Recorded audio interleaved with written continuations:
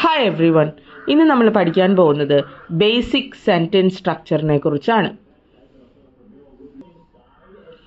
English കമ്മ്യൂണിക്കേഷൻ്റെ spoken written ഇംഗ്ലീഷിൻ്റെ ഏറ്റവും അടിസ്ഥാനപരമായിട്ടുള്ള ഘടകമാണ് സെൻറ്റൻസ് സ്ട്രക്ചർ എന്ന് പറയുന്നത്.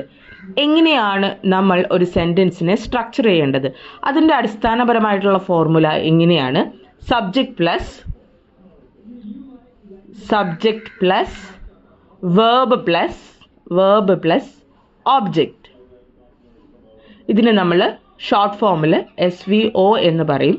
നമുക്കറിയാം സബ്ജക്റ്റ് എന്താണ്, verb എന്താണ്, ഓബ്ജക്റ്റ് എന്താണ്.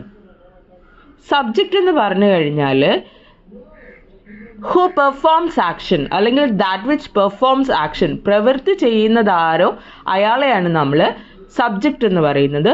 verb ആക്ഷൻ ആണ്. verb is the action or state and object is that which receives the action. Action ഏറ്റുവാങ്ങുന്നതാരോ അതിനെ അല്ലെങ്കിൽ എന്തോ അതിനെ നമ്മൾ ഓബ്ജക്റ്റ് എന്ന് പറയും. ഉദാഹരണത്തിന് ഐ റീഡ് ബുക്സ്. ഇതിൽ ഐ സബ്ജക്റ്റും റീഡ് വെർബും ബുക്സ് ഒബ്ജക്റ്റുമാണ്. She drinks tea. ഈ സെൻറ്റൻസിൽ സബ്ജക്റ്റ് എന്ന് പറയുന്നത് ഷീ ആണ്, ഡ്രിങ്ക്സ് എന്ന് പറയുന്നത് വെർബാണ്, ആൻഡ് ടീ എന്ന് പറയുന്നതാണ് ഓബ്ജക്റ്റ്. ഇനി ദേ പ്ലേ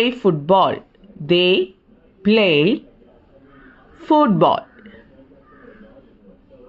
ഇതിനോടകം തന്നെ നിങ്ങൾക്ക് മനസ്സിലായി കാണും. ദേ ആണ് സബ്ജക്റ്റ്, പ്ലേ വെർബും ഫുട്ബോൾ ഒബ്ജക്റ്റുമാണ്. ബേസിക് സെൻറ്റൻസ് സ്ട്രക്ചർ നിങ്ങൾക്ക് മനസ്സിലായി എന്ന് കരുതുന്നു. Thank you for watching.